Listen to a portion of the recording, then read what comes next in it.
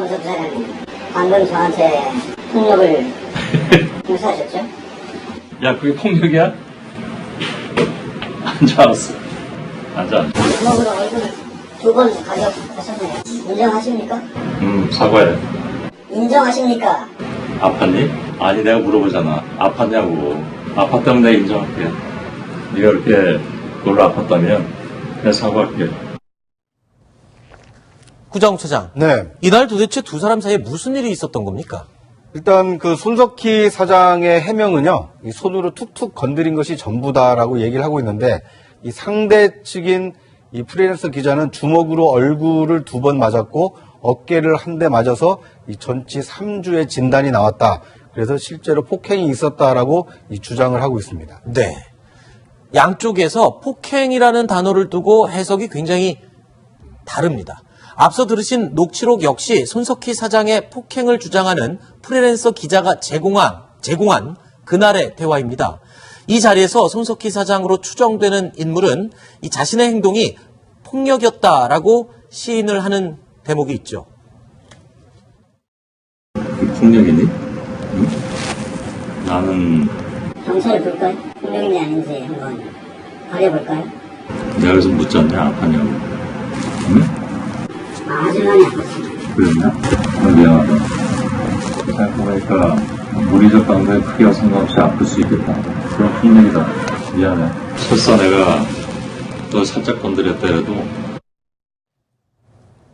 자, 그렇다면 폭행 논란이 불거졌던 그날 두 사람을 바라봤던 제3자는 폭행을 감지를 했을까요? 저희 채널A가 직접 해당 일식 주점을 찾아가 봤습니다.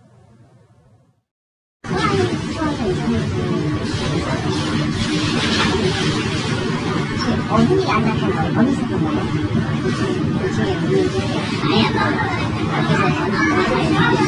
기사 나올 때는 분위기 같은데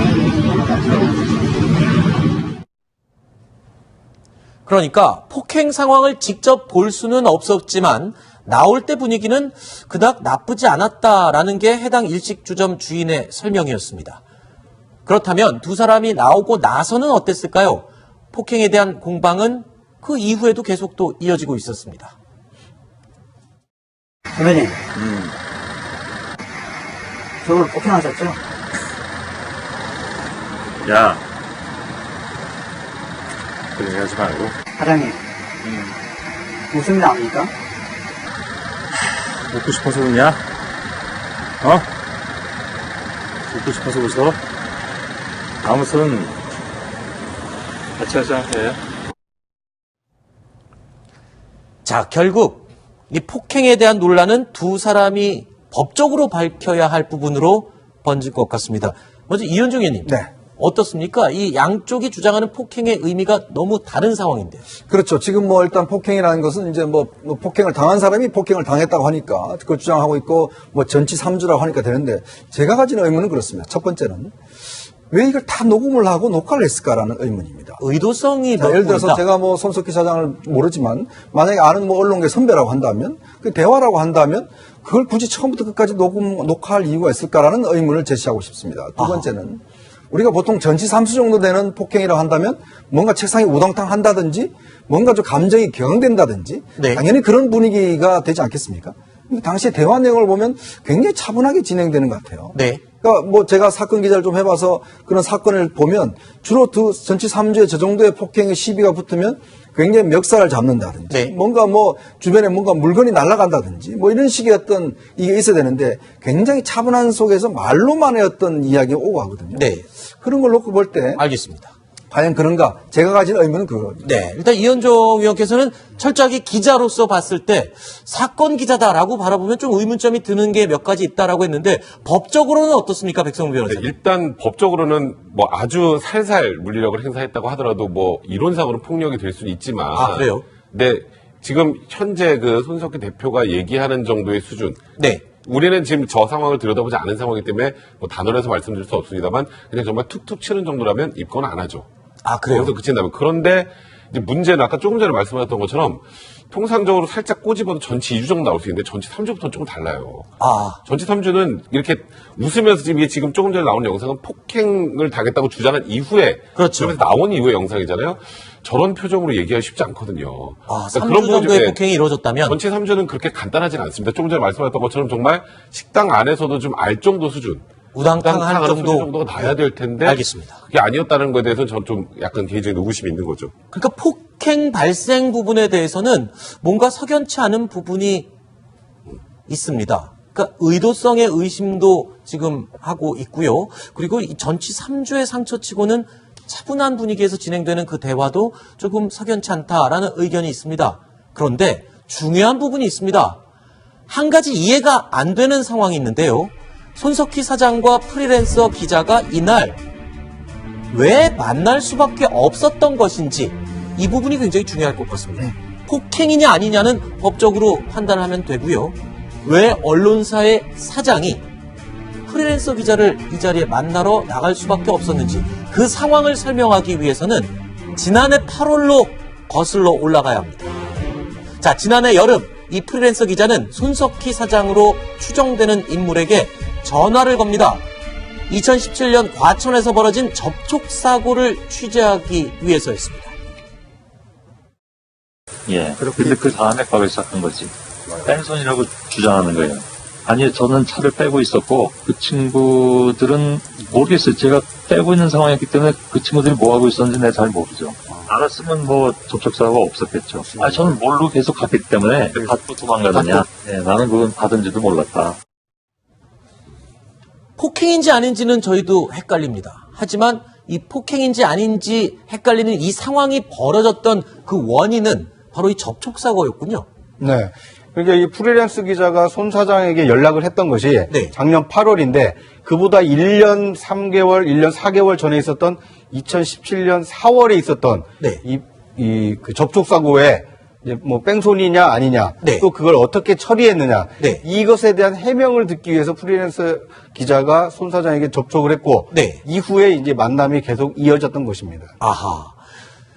그러니까 뺑소니로 오인받았던 사고가 발생했었고 그 사건에 대해서 이 프리랜서 기자가 손석희 사장에게 전화를 하면서 이 이야기가 시작이 된 겁니다. 손석희 사장의 주장대로라면 흔적도 남지 않을 정도로 아주 가벼운 접촉사고에 오해가 겹친 상황입니다. 그런데 왜 프리랜서 기자의 취재에 당황을 했을까요? 경찰이 오고 있는 상황이었는데, 난 그냥 현금을 해도 된다. 그러면 가시라. 그래서 그 다음에 지가 연락을 한 거죠, 그쪽에서. 끊어봐야 되잖아요, 저 견적이라도. 네. 그 협박 때문에 150을 준 게 좀 약점이 되긴 하겠죠, 그죠? 그게 엄청나게 침소봉대돼서 이상한 쪽으로 일이 흘러갈 거고, 뭐 여러 가지로 타격이 너무 클 수가 있어요. 그래서 150을 줬다는 건 이 사람이 무슨 약점이 있지 않겠냐라고 생각을 할 거 아니에요. 당연히 그러죠. 그게 제일 아픈 거예요. 이현종 의원님. 네. 저 녹취대로라면 운전을 하신 분들은 다 알 겁니다. 흔적도 남지 않을 정도의 가벼운 사고였다면 150만 원의 견적이 나올 수가 없죠. 그런데 네. 그 사고의 정도치고는 지나치게 큰 돈을 건넨 게 아니냐. 이 부분이거든요. 그러니까 이제 이게 견인차하고 좀 접촉이 있었던 것 같아요. 우리가 네. 보통 차를 몰다 보면 뭔가 느낌이 차가 없을 때가 있거든요. 네. 그러니까 충돌을 하시다가 그냥 보통 그냥 갈 수가 있죠. 근데 가다 보니까 이 견인차가 경찰을 불러서 차를 세우다는 거죠. 근데 왜 차를 받아놓고 왜 가느냐라고 해서 보니까 그 경찰도 있고 하니까 난 몰랐다라고 이야기를 했고 그러면 이제 이 견인차 그럼 나중에 전화하게 괜찮다 그럼 나중에 전화하자 합의하자라고 해서 그 다음에 이제 온 게 150만 원 견적을 낸 거란 거죠. 네. 그러니까 이제 손석희 사장 입장에서 보면 그때가 바로 2017년 4월 16일입니다. 그러니까 네. 세월호 기념주기였고 또 대선이 임박한 상황이었어요. 네. 그러다 보니까 본인이 예를 들어서 JTBC 있는데 이게 문제가 만약 뺑소니 논란이 되면 불필요한 논란이 많이 논란이 될 수가 있다. 있죠. 그러니까 본인도 지금 이야기하는 게 그때 그냥 경찰에서 보험회사 맡겼으면 문제가 없었을 텐데 그게 혹시나 논란이 될 수가 있을까 싶어서 그냥 현금으로 보통 주고 이제 해결하지 않습니까? 우리가 그렇죠. 보통 이 보험을 하게 되면 보험 수가가 높아지니까 그냥 네네. 현금으로 하는 경우도 있거든요. 네. 그래서 근데 150만 원이라는 돈을 요구하니까 그냥 줬다는 것이죠. 네. 그래서 본인은 끝난 줄 알았는데 이제 이게 사실은 어떤 면에서 보면 나중에 문제가 돼서 네. 이 기자가 그때 혹시 뺑소니 한 거 아니냐 이런 것 때문에 취재가 오니까 이게 이제 본인 입장에서 보면 그때 내가 그냥 해결했으면 될 일을 네. 괜히 돈을 줘서 이게 분란이 일으킨 게 아닌가 이런 지금 후회를 하고 있는 것 같습니다. 네. 아니 그러니까 이현정 의원께서는 이 뺑소니라고 주장하는 사람이 오면 현금 150만 원을 건넬 용의가 있으십니까? 어떠세요? 지금 저 대신 질문을 혼자 하신 것 같은데. 네. 저는 보험회사 연락하죠. 그러니까요. 저도 그러니까 보험회사 연락을 하죠. 그러니까 이제 상식적이지 않은 일처리였기 때문에 아하. 사실 이제 프리랜서 기자가 손 사장에게 해명과 이걸 이제 그 취재를 한 이유가 네. 일반적으로 누군가가 뺑소니라고 주장을 하면 자기 기억이 없으면 그러면 블랙박스가 다 있으니 블랙박스로 확인해 보자. 네. 그래서 진위 여부를 가리고 아하. 진짜 그 접촉 사고가 있었다라면 보험을 처리를 하든 아니면 이제 사후 이 보상 절차를 가는 것이 일반적인데 알겠습니다. 경찰이 오고 있다라고 해서 현금으로 하면 가셔라. 네. 그래서 현금을 줬다. 이제 그러다 보니까 이 불필요한 오해가 좀 증폭이 되고 있는 것 같습니다. 알겠습니다. 그렇다면 이 문제도 뭔가 사연이 있었으니까 그렇게 150만 원에 합의를 하고 무마를 시켜 버릴 수밖에 없었던 상황. 그것도 뭐 확실치 않은 상황이니까 이것도 차치하겠습니다. 그럼에도 불구하고 의문점이 사라지지 않는 것이 하나 있습니다. 접촉사고 정황이 이상하다면 기사를 쓰거나 그도 아니라면 기사화하지 않고 그냥 끝내면 되는 일이었습니다. 그런데 왜 반년 가까이 서로 연락을 주고받으면서 진실게임으로 치닫게 됐느냐라는 점입니다. 그 이유는 폭행이 있었던 지난 1월 10일 현장에서도 바로 언급이 되는 부분입니다. 야, 끝났습니다. 아니, 안 끝냈어. 제가 당사자입니다, 선생님. 나도 당사자잖아. 응? 출제, 출구 일하자. 응? 너만 당사자가 아니고, 나도 당사자잖아. 나 너 좀 일 좀 시켜야 되겠어. 다른 사람 찾으세요. 뭘 찾아? 어? 일하자. 응? 하세요. 같이? 아니, 선생님 하세요. 너는 또 당장 필요하다네.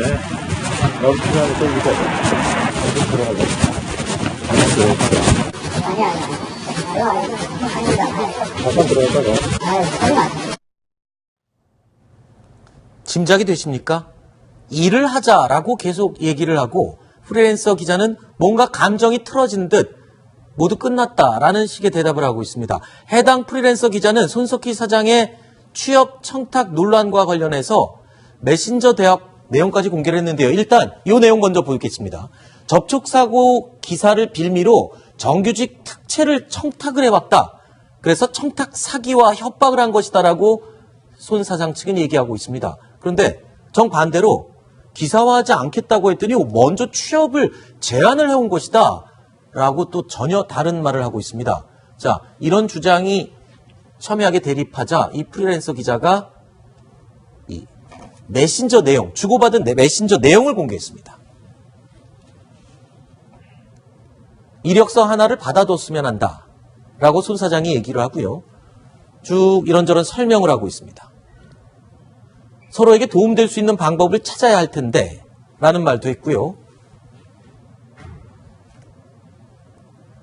얘기했던 담당 국장이나 인사팀과 논의해야 한다.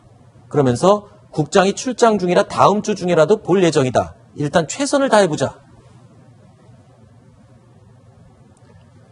내가 밀어 넣으려고 한다면 말들이 많을 거다. 그런데 그렇게라도 해보지 않는 건 내가 너한테 미안한 일인 것 같다. 최대한 방법을 찾아볼 생각이다. 시간 날 때 의견서 하나만 보내라. 여기서 의견서는 미디어 분야에 대한 어떤 지식을 확인할 수 있는 보고서 같은 형태인 것 같습니다. 내가 좀 생각하고 있는 게 있어서 그렇다. 원래 있던 프로그램 성격을 바꿔서 팀을 만드는 것을 생각 중이다. 이런 내용이었습니다. 그러면 이렇게 되면 아까 잠시 나눴던 대화의 내용이 뭔지 조금 추정이 가능할 것 같습니다. 그러니까 이 이제 프리랜서 기자는 예전에 공중파 방송에서 근무를 했던 기자입니다. 네. 그리고 혼자 나와서 이제 프리랜서 회사를 설립해서 했는데 사실 뭐 이 사건 이후에 아마 이제 여러 가지 뭐 관련된 여러 가지 제보나 이런 것들 관련해서 이제 손 사장한테 좀 도움을 준 것 같아요. 그리고 손 사장 입장에서는 지금 이제 작가로서 처음에 아마 채용을 제안을 했는데 이제 그걸 거절하고 그다음에 이제 본인 이야기대로 뭐 탐사 프로그램 같은데 이제 그런데 기자로 이제 좀 채용을 해달라는 부탁을 했는데 아마 내부적으로 여러 가지 어려움이 있었던 것 같아요. 네. 그래서 이제 차일피일 미루고 한 사이에 이제 이날의 만남이 있었던 것 같습니다. 그래서 이제 이 취업과 관련해서 이건 뭐 본인의 어떤 불만들을 토로한 것 같고 그 상황에서 이제 손 사장도 네가 필요하긴 하다라고 이야기를 했지만 이제 그게 진행이 안 되다 보니까 이제 이런 일이 벌어진 것 같은데 문제는 일단 그 사건과 관련해서 그럼 이게 이후에 이어졌던 과정 왜 그게 취업으로 이어졌는지 그러니까요. 요거에 대한 이제 해명을 좀 있어야 될 것 같아요. 예를 들어 그때 기사화 한다라면 뭐 본인이 그냥 기사화 했을 수도 있는 문제인데 네. 기사와 관련해서 그 뒤에 뭐 여러 가지도 왜 취업 문제와 연결되는지 진짜 그 기자가 취업을 요구했는지에 대한 문제 그리고 그 취업이 안 됐다면 왜 안 됐는지에 대한 문제 네. 이런 어떤 의문점들이 좀 해소가 돼야 될 것 같습니다. 근데 이 주고받은 메신저의 내용을 보면 취업을 누가 먼저 제안했느냐의 논란을 덮더라도 이 프리랜서 기자의 취업을 위해서 손 사장이 굉장히 무던히도 노력을 한 거는 분명히 느껴집니다. 네, 그러니까 저도 이해가 안 되는 대목이 그겁니다. 그러니까 손석희 사장하면 굉장히 이제 존경받는 언론인으로 오랫동안 이 국민들에게 이 호평을 받아왔던 언론인이고, 그리고 본인 스스로도 중립성을 지키기 위해서 그 과거 MBC 재직 시절에는 점심을 외부인하고 안 먹었답니다. 네. 왜냐하면 이게 공정한 방송을 위해서 구내식당에서 혼자 점심을 먹는다든지, 또 JTBC에 옮겨서도 이 객관적인 어떤 보도를 위해서 굉장히 좀 이 중립한 노력을 뭐 팀원들에게도 강조하고, 어떻게 보면 가장 좀 모범적인 언론인으로 알려져 있었는데 이 메신저 내용을 보면 특정인에게 굉장히 좀 도와주려고 하는 이런 그 뉘앙스가 좀 느껴지기 때문에 네. 과연 손 사장과 저 프리랜서 기자 사이에는 어떤 관계였길래 네. 단순히 취재원과 이 취재 기자의 관계인지 아니면 그 이상의 관계인지 이것에 대한 의문이 남는 대목입니다. 네. 이 논란은 처음에 불거질 때 이 프리랜서 기자의 일방적인 주장 내용으로 촉발이 됐습니다. 그리고 자칫 감정적인 부분으로 휘말릴 수 있는 사건이기 때문에 저희 뉴스탑10에서는 이 사건을 최대한 주관적인 코멘트를 자제하고 양측의 의견을 그대로 전달하려고 노력을 했습니다. 자, 2년 전의 접촉 사고, 그리고 취업 청탁, 그리고 이 뒤를 이은 폭행 논란까지 이 진실 게임의 결말은 수사기관에서 밝혀질 것으로 예상이 됩니다. 경찰은 프리랜서 기자가 손석희 사장을 폭행으로 신고한 건과 함께 손석희 사장의 공갈 미수 협박 고발 건을 두 개를 병합해서 진행할 예정이라고 밝혔습니다.